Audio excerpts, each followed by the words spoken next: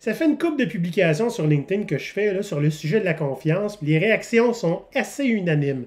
Maudit vierge que le monde a besoin davantage de confiance envers eux dans leur quotidien au travail.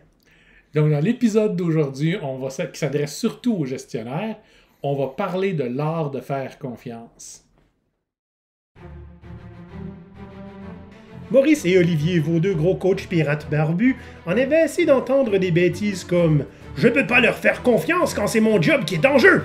À l'abordage, ils font des mutineries positives dans les dynamiques de travail pour créer des pirates partout. Voici leur histoire. Chers collègues pirates, Monsieur Lefebvre, Monsieur Olivier? J'ai grande confiance que les gens qui nous écoutent aujourd'hui... Oui, Maurice, tu vas avoir des jeux de mots sur la confiance tout l'épisode. Oh. Que les gens qui nous écoutent aujourd'hui, nous suivent aussi sur LinkedIn. En fait, la plupart viennent de là, viennent de LinkedIn. On vous salue. Merci à vous de nous suivre, c'est très gentil. Et si vous nous suivez sur LinkedIn, vous avez probablement vu en octobre 2020, au moment où on enregistre l'épisode, que j'ai fait quelques publications sur la confiance qui ont, mon Dieu, ça comme une traînée de poudre, là. Puis ça a explosé, toi. Ah, boum. Boum. Boum. Et donc des centaines de likes, des dizaines de milliers de vues, puis des partages par dizaines aussi. Toutes des affaires que tu connais pas, Maurice. Donc, je vais vous parler un petit peu de ce que j'ai écrit parce que c'est pas, j'ai rien écrit qui est des sorciers là-dedans. Mais ça parle, puis les réactions parlent encore plus. C'est-à-dire que les gens, je veux dire, tu réagis pas à quelque chose qui te fait pas réagir, tu sais. Fait que si la confiance en entreprise a fait tant réagir, j'ai l'impression qu'il en manque beaucoup, puis qu'on en a besoin de plus en plus. Donc, il y avait un post que j'avais écrit, c'était très, très simple. J'ai simplement dit, si j'ai appris une chose dans ma carrière de gestionnaire, c'est que contrôler coûte beaucoup plus cher que faire confiance. Ah oui. Parce que contrôler, ça demande des outils, ça demande du temps, ça demande une mentalité qu'il faut qu'on développe. Ça coûte cher tout ça. Alors quand on fait confiance, on donne un projet, une tâche à quelqu'un, une valeur à aller apporter, on laisse leur génie créatif aller faire ce qu'il faut. Et accolé à cette publication, un joli petit algorithme qui vient de John Cutler, c'est vraiment dessiné un peu sur un coin de table, c'est un peu grossier comme dessin, mais qui montre bien qu'est-ce qui se passe si on fait ou pas confiance à quelqu'un. Donc, qu'est-ce qu'on fait pas confiance? Alors, il faut aller faire des meetings, prendre un paquet de décisions avec plein de gens autour, et peut-être qu'éventuellement, tu as les permissions de faire ton travail. Et si la confiance, c'est oui, fais-le. Simple comme ça. Donc, ça a fait beaucoup réagir et les gens, ils ont commenté, je veux dire, j'ai des commentaires, oui, c'est ça. Il y en a que c'est... Ils me racontent leur vie, là, OK? Fait que ça a eu un impact quand même intéressant. Mais Olivier, oui? Si tu fais confiance, ça mène au chaos. C'est-à-dire, si tu fais confiance aux gens, tu n'as plus de qualité sur rien, les gens courent partout, les chiens couchent avec les chats, comment tu veux gérer une compagnie comme ça? Hey, le boss, on va s'en parler tantôt. Fait que là, je me suis rendu compte que, OK, j'avais quelque chose d'important. J'ai continué à parler de confiance. Le lendemain, j'ai parlé de la fois où, dans un rôle de gestion que j'avais, on s'est débarrassé des feuilles de temps. Bon, d'abord, il y avait, pas juste parce qu'on voulait faire plus confiance, il y avait une cause à ça. On avait un nouveau logiciel de feuilles de temps qui était programmé par Satan, Lucifer et Belzébuth, les trois programmeurs en chef. C'était intolérable en tant que gestionnaire. Je passais 5 à 6 heures par semaine à approuver les feuilles de temps. Dès qu'il n'y avait pas le 40 heures qu'on s'attendait, il fallait que je passe par 2-3 personnes pour me débloquer parce que je ne pouvais pas approuver ça. Plein d'exceptions, c'était impossible à gérer. Fait que, je suis allé voir mon patron et j'ai fait Hey, pourquoi on fait des feuilles de temps, nous? Hein? Nos équipes sont dédiées 100% sur le même produit toute l'année. On ne facture pas à plusieurs endroits, à plusieurs clients. On est notre propre client, dans le fond. On facture à ceux qui achètent nos produits, mais je veux dire, on ne se facture pas nous-mêmes pour les développeurs. Puis, on est payé à l'année. Si on fait 38 heures, on est payé pour 40. Si on fait 43 heures, on est payé pour 40. Pourquoi on fait long de notre temps? Il dit, je ne le sais pas. On appelle les RH. On fait venir la fille des RH. Super gentille. Elle me dit, c'est parce qu'on a besoin de savoir les congés et les vacances. OK, fait que si tu as cette information-là, tu es contente? Oui. On vient de se régler un problème. On a juste besoin de loguer les jours où on n'est pas là. Mais la pauvre bureaucratie, qu'est-ce que vous en faites? On l'a laissé mourir de faim. On n'avait pas d'autres contraintes, OK, dans la publication que j'ai faite. Il y a plein de gens qui disent, oui, mais si tu fais de la recherche et développement, le gouvernement exige que tu aies des feuilles de temps. Oui, on n'avait pas ça, nous. On aurait probablement trouvé un moyen de contourner ça d'une manière ou d'une autre. Parce que Comme pas mal tout le monde, finalement. Comme pas mal tout le monde, finalement. Parce que l'idée étant, tu sais, t'as une vingtaine de personnes qui passent je sais pas combien de temps à rentrer tout le temps 8 heures chaque jour. Parce que, je veux dire, dans le même projet, là, il n'y avait rien de divisé. J'approuvais rien, là. Je veux dire, je vérifiais rien. Je faisais dire, oui, je sais qu'il était là cette semaine. Tu sais, je n'allais pas vérifier qu'est-ce qu'il a fait. C'était tout dans le même projet. Fait que essentiellement, on nourrissait la bureaucratie. Ben, on a arrêté, puis elle est morte. Donc, on l'a fait mourir de faim. Et ça, également, en une journée, j'ai eu des dizaines de milliers de views, puis ça, écoute, bien du monde qui n'était pas d'accord, mais ça, c'est correct. Puis le troisième, au moment où je dis ceci, il n'est pas encore publié, mais je le publie demain au moment de l'enregistrement. Puis j'ai hâte de voir ce qui va se passer, mais essentiellement, je vais raconter la fois où le même patron, dans cette compagnie-là où on s'est débarrassé des feuilles de temps, m'a embauché en me disant, moi, je fais confiance par défaut. C'est-à-dire que la confiance ne va pas se bâtir avec le temps et après X mois, là, quand je serai satisfait, je te fais confiance pour que tu fasses le travail pour lequel je t'ai embauché. Il dit, j'ai un bon gars de feeling, on est aligné sur les objectifs, je viens de t'embaucher, j'ai confiance, vas-y, si t'es pas sûr, dis-le moi. Si t'es pas sûr puis tu fais une connerie, peut-être la confiance va en prendre un coup. Donc, viens me voir si t'es pas certain. C'était simple comme ça. Et bien, ça a été la plus belle expérience de gestion que j'ai jamais eue. Donc, aujourd'hui, basé sur ces publications LinkedIn-là qui font un carton, donc, dans l'épisode d'aujourd'hui, comment on fait pour avoir confiance? Pour les gestionnaires d'entre vous puis ceux qui veulent le devenir. Là, Olivier, hein, Ouais. faut comprendre les affaires, c'est parce que la confiance, c'est pas de même que ça marche. Ah, OK? j'avais tout faux. Si tu es payé suffisamment cher, la compagnie va te faire confiance parce qu'elle te paye pour.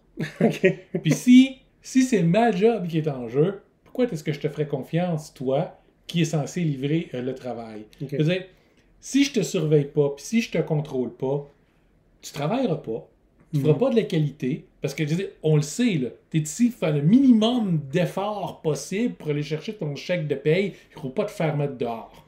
Oui, monsieur Théorie X, qui devrait être un de nos prochains épisodes, je pense, honnêtement. On est rendu là. Donc, Maurice vient essentiellement de nous faire un portrait typique d'un gestionnaire qui ne jure que par la théorie X. Les gens sont là pour faire le minimum possible, vont déployer leur créativité juste quand c'est le temps d'éviter le travail. Hein? Puis ils sont là juste pour le chèque de paye, ils sont pas là pour faire ce qu'ils aiment. Ils détestent le travail. On appelle ça aussi des gens désengagés. Puis s'ils sont désengagés, il y a des chances que ça soit votre faute. S'il y a des chances que ce soit votre faute, qu'il y ait des employés désengagés, ça veut dire que la confiance, ça commence avec vous autres, les gestionnaires.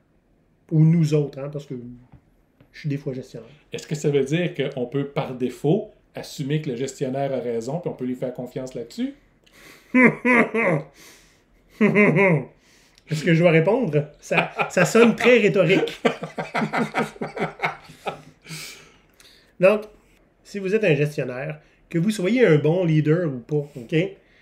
Même si les gens n'ont pas le choix d'être dans votre équipe, ils vont vous regarder faire, puis ils vont probablement s'inspirer de la manière que vous vous comportez.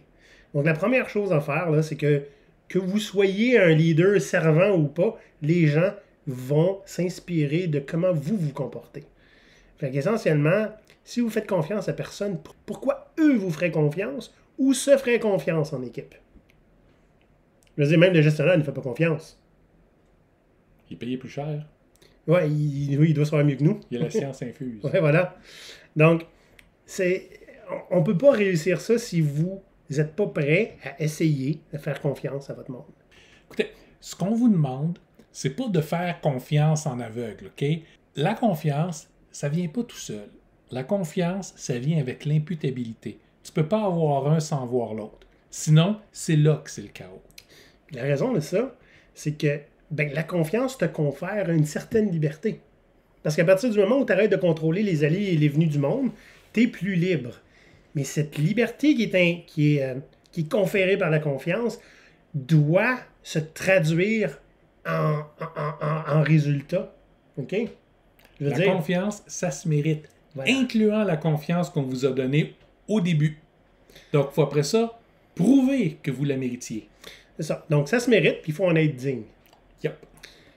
Là, maintenant, cette imputabilité-là, ce que ça veut dire, Maurice, que tout ce qui arrive à partir de maintenant, vous avez fait confiance, c'est votre faute. Non, l'imputabilité devrait toujours être partagée. C'est toi qui as fait confiance. Ah ouais. Ah ouais. L'imputabilité, c'est toujours partagé. Ce qu'on répète, nous, avec les clients qu'on a, on parle aux équipes, on parle avec leur gestionnaire, puis on vous dit, à la vie, à la mort, vous êtes toutes donnément imputables pour vos succès puis vos échecs en gang. Vous êtes dans le même bateau aussi, il coule. C'est de votre faute à tout le monde. Si Olivier fait des bêtises, c'est autant de ma faute parce que j'aurais peut-être dû être plus là pour l'aider. J'aurais peut-être dû jeter un œil sur lui si c'est parce qu'il fait quelque chose qu'il n'est pas habitué de faire. Puis s'il est habitué d'avoir à le faire, puis qu'il fait quand même des bêtises, ben là, peut-être que la faute est plus sur lui. Mais le fait est là, c'est on travaille ensemble, on doit s'assurer un l'autre qu'on n'en a pas échappé de morceau. Faut pas oublier une chose, c'est que les gestionnaires, en général, leur objectif est relié à celui de l'équipe. Ouais. Y a-t-il un gestionnaire qui a un objectif et qui fait faire autre chose à son équipe? Écrivez-nous si c'est le cas, on veut vous connaître. Mais le succès de l'équipe, c'est votre succès aussi. Je veux dire, il n'y a pas beaucoup de gestionnaires qui ont une équipe qui se plante constamment puis que lui continue à monter en grade. Là. Ici, c'est le cas. Il est éminemment politique puis il n'y a pas grand monde qui veut travailler avec lui.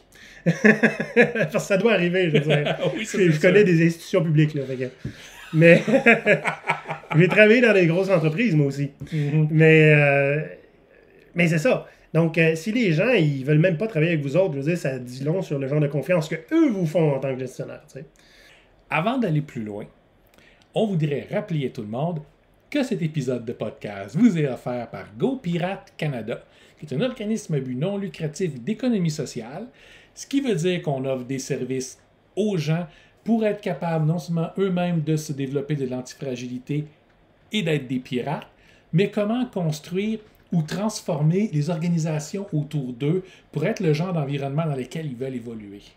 Ce qui veut dire que comme on est un organisme à but non lucratif, on a des membres. Vous pouvez devenir un membre et d'aider à guider nos efforts, les sujets qu'on va couvrir, quels sont les prochains services ou produits qu'on va faire. Allez voir sur notre site si vous êtes intéressé à devenir un membre. Les membres, non seulement ont un droit de vote sur nos activités, mais vont avoir accès à certains événements particuliers juste pour eux autres. Merci, Maurice. J'avais confiance que tu réussirais.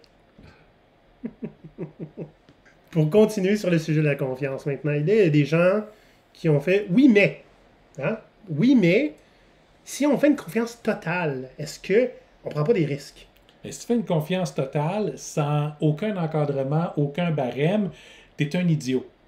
Donc, il y avait des gens qui ont commencé à parler, mais tu sais, ça prend une certaine qualité, il y a de la sécurité des fois dans les produits informatiques. S'ils font n'importe quoi, peut-être qu'ils vont pas remplir leurs objectifs. Les employés vont arrêter de se présenter au travail, arrêter de faire leur travail, puis imaginez-vous qu'est-ce qu'ils vont faire de laquelle on va pouvoir être poursuivi. Donc, évidemment, tous ces pires scénarios, c'est basé sur, comme si je prônais une confiance aveugle. Et l'idée, c'est pas d'avoir une confiance aveugle. Vas-y, fais ce que tu veux, j'ai confiance que tu vas atteindre des objectifs puis que moi, je vais être promu. Tu sais. C'est pas comme ça que ça marche. C'est pas faire confiance, c'est vraiment juste être insouciant, ouais, être conscient. Donc, l'idée, c'est d'avoir une confiance informée.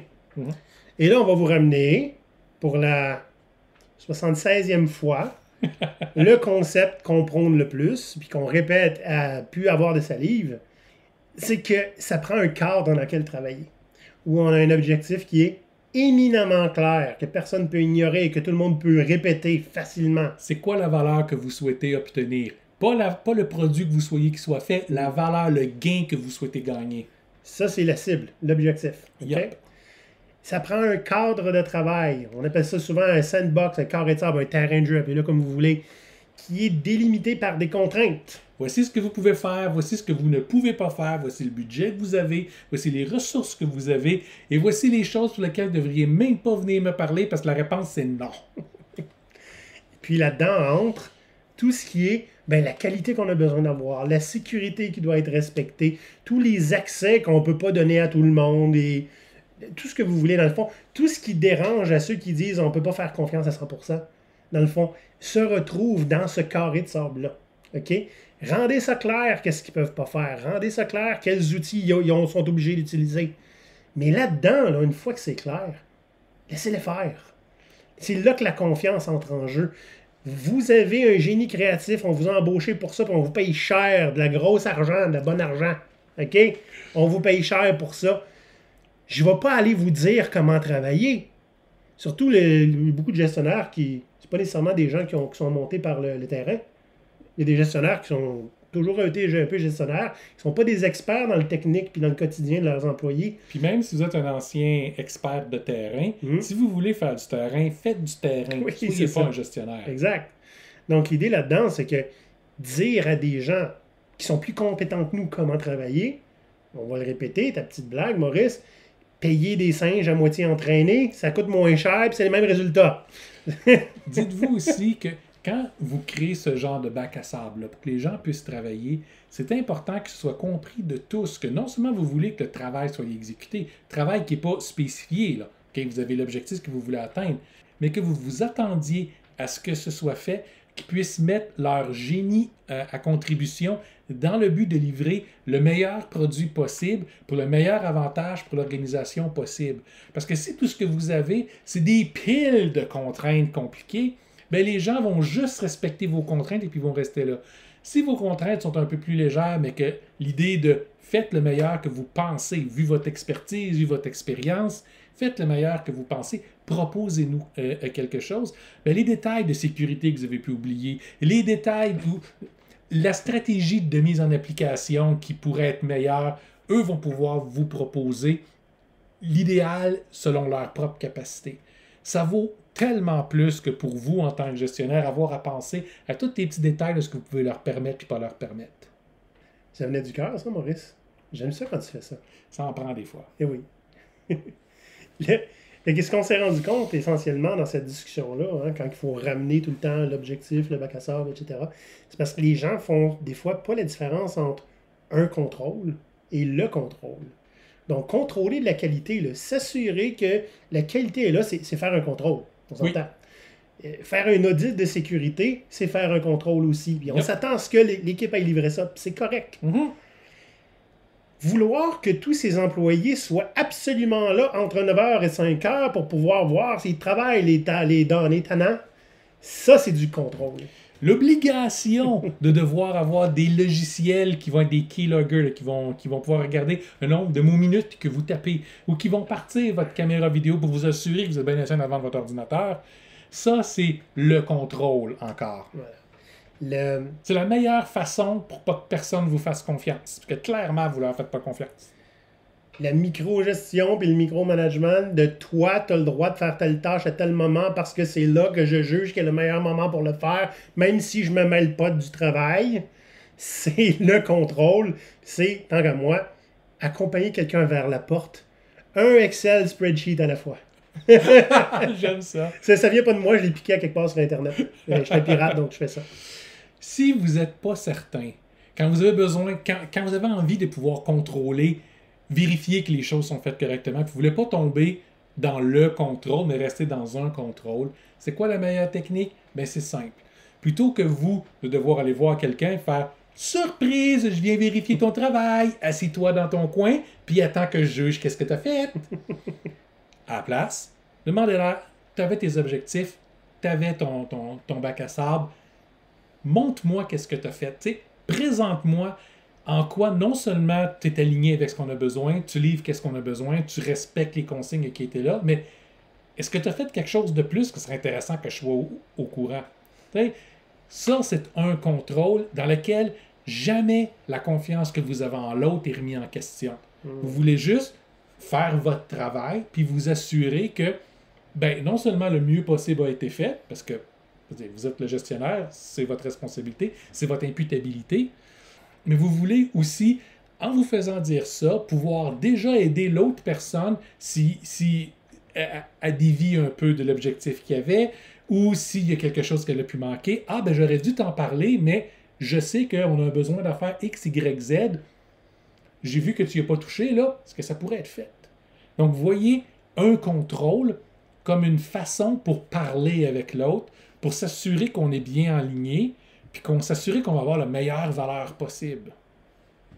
Donc, puis, quand vous faites ça comme en tant que gestionnaire, ben, ce que vous dégagez davantage une aura de je veux m'assurer que vous réussissiez que de je veux m'assurer que vous faites ce que je vous ai dit. Puis c'est pas la même chose du tout, du tout, du tout.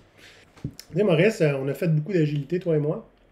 Puis dans le cadre de travail Scrum, il y a une cérémonie ou un rituel qu'on appelle, là, ok? Tu peux appeler ça comme tu veux. D'abord, c'est pas un meeting, parce qu'il y en a qui font des ulcères, qui s'appelle le sprint review. Donc essentiellement, Donc, la revue. La revue de sprint. Donc après, à la fin de l'itération, on a travaillé pendant quelques temps, tout dépendant des entreprises, sur un produit ou des fonctionnalités. Ben, on va le présenter au client et aussi à notre représentant de projet ou product owner ou chargé de projet. Ça dépend des compagnies aussi. Et quand c'est bien fait, OK? Quand la confiance règne, c'est essentiellement un contrôle, comme on vient de dire. C'est un contrôle positif. Dans le sens que c'est votre opportunité en tant qu'équipe de démontrer que la confiance qui vous a été donnée était bonne, était bien placée. Donc, vous êtes capable de montrer que vous avez fait ce que vous aviez à faire. Quand vous avez réussi à pousser plus loin, vous poussez plus loin. Si vous avez eu des problèmes, ça arrive régulièrement, que vous avez fait ce qu'il y avait à faire pour passer au travers. Que vous ayez réussi ou non, c'est une autre histoire. Des fois, on tombe sur des problèmes vraiment coriaces. Souvent. Mais même la pire des catastrophes est pardonnable si clairement vous faites tout ce qui est en votre pouvoir pour que ça se passe bien puis que vous livriez quand même le maximum de valeur malgré tout. Et tu sais c'est quoi l'ingrédient dans cette cérémonie-là qui va faire en sorte que la confiance va augmenter même si ça n'a pas marché ou ça s'est pas bien passé? Non, Olivier, je le sais pas. La transparence. Si on cache que ça s'est mal passé, puis qu'on dit au client, ben, on ne veut pas en parler parce que, tu sais, c'est le client, hein, on ne peut pas lui dire qu'on ne savait pas comment faire son affaire. Hey, c'est politique, là, il faut qu'on paraisse bien. OK? Je me suis déjà fait dire, il ne faut pas dire ça au client. Moi, je dis, disons-le au client, OK? On est des humains, on travaille d'arrache-pied pour lui, puis tu sais quoi? On s'est gratté la tête, puis on a travaillé comme des cochons là, pendant plusieurs jours, puis des grosses heures difficiles. On a réussi ça. C'est pas exactement ce qu'on voulait, mais on a réussi ça. C'est bien mieux que faire semblant qu'on est en contrôle puis qu'on n'a pas compris. Un client avec qui vous êtes honnête a un petit risque de se fâcher après vous. Un client avec qui vous n'êtes pas honnête, si jamais il découvre, le risque est sérieusement plus élevé. Soyez transparent avec vos clients. Expliquez ce qui fonctionne, ce qui ne fonctionne pas. Expliquez les stratégies hautes potentielles. Soyez honnête, soyez transparent, puis ça va être payant. Parce que si la confiance est là, c'est un client qui non seulement va revenir, mais risque de vous envoyer quelqu'un d'autre. Les plus belles expériences que j'ai eues avec les clients, là, c'est quand ils se sont rendus compte qu'on n'était pas parfait, puis qu'on n'était pas des espèces de brain comme dans les films là, de hackers. Là, okay? C'est parce que personne ne croit ça de toute façon. Dude, j'ai fait venir des clients, OK, puis juste voir dans quel trouble on était, ils ont eu tellement d'empathie, ils ont commencé à nous payer des lunchs, puis ils comprenaient notre réalité. Alors, quand tu n'es pas avec quelqu'un, tu ne comprends pas sa réalité. Tu sais. Donc, la morale de cette histoire, c'est si tu veux te faire payer des lunchs, sois transparent. Oui, ou ça vaut la peine de travailler le genre de confiance, puis la transparence, ça marche aussi dans la relation entre les employés et les managers. Donc, peut-être que la confiance, tu sais, c'est pas si facile que ça à trouver une formule magique pour développer la confiance. Je veux dire, ça va dépendre des individus, ça dépend du contexte. Mais quand on veut, on peut. OK? J'ai réussi à faire confiance à des gens avec qui je n'étais jamais d'accord. OK? Puis ça, c'est pas juste la confiance, c'est aussi du courage. Je suis pas d'accord, mais allons-y. Mais quand tu as confiance aux gens, réellement confiance aux gens, puis on parle pas juste faire confiance par défaut au départ, mais quand ta confiance a prouvé qu'elle était méritée, puis qu'éventuellement tu tombes dans une dispute avec l'autre, puis tu es sûr qu'il y a tort, tu peux quand même te dire, mais il a toujours livré exactement ce que j'avais besoin. Fait que là, d'être honnête avec lui, OK, j'y crois pas pour 2 cents, mais je te fais confiance. Non seulement, il y a des chances que ce que vous aviez besoin, plutôt que ce que vous demandiez, vous soit donné, mais ça va aussi envoyer un message très clair à l'autre personne.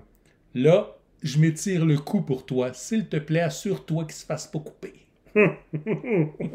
Et ça, c'est genre, justement, c'est une sorte d'imputabilité en faisant confiance à l'autre. Là, OK?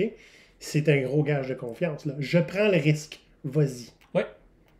Puis, je vais vous le dire, j'en ai vu beaucoup de gestionnaires à différents niveaux. Hein, des gestionnaires, juste des gestionnaires d'équipe, au niveau directeur et puis VP. Ceux que j'ai connus qui avaient le plus de succès sont ceux qui partaient par la confiance, qui aidaient à bâtir une confiance, qui montraient à leurs équipes comment continuer à gagner puis entretenir cette confiance-là. Puis que même quand ils n'étaient pas d'accord, ben, ils disaient « OK, je vais prendre le risque, je vais aller me battre pour toi parce que je te fais confiance. » Rarement, ils vont être déçus. Ça ne veut pas dire que tout est parfait tout le temps, puis des fois, le feu prend. Mais bon. Maurice, on avait pris juste quelques notes pour cet épisode-là parce que c'est un sujet qui vient d'ici. Ouais. Et je parle pas de mon pistolet, je parle de mon cœur. Et tu sais quoi, je pense qu'à chaque fois qu'on a fait ça, c'était un bon épisode. Ouais. Donc, je suis confiant. OK. Si tu veux pas d'autres jeux de mots, Maurice, je te laisse faire les platitudes de la fin. Donc, si vous nous écoutez sur YouTube, cliquez sur like, cliquez sur la petite cloche pour nous suivre. Si vous nous suivez sur Apple Podcast ou sur n'importe quelle autre plateforme qui permet les commentaires, laissez-nous un commentaire, laissez-nous une critique, parce que c'est comme ça qu'on se fait découvrir par les autres. Si vous avez quelque chose à partager avec nous, on est toujours disponible sur Facebook, sur LinkedIn. Vous pouvez nous écrire à notre courriel à nous à ahoy@gopirate.com. Donc ahoy, A-H-O-Y, pirate avec un Y toujours. Comme on l'a dit un peu plus tôt, vous pouvez également devenir membre de GoPirate, soutenir nos efforts et avoir une voix sur ce qu'on va produire par la suite. Maurice, tu fais un podcast avec un gars qui a un pistolet? T'as confiance? Ben, j'aurais dû amener le mien, puis moi j'ai un sabre aussi. Moi, je te fais pas confiance quand t'as ton sabre. Ça me faudrait un canon. Ah, Seigneur. Commence pas avec ça. Encouragez-le pas, OK? Encouragez-le pas. Les pirates, on se voit dans le prochain épisode. Bye bye.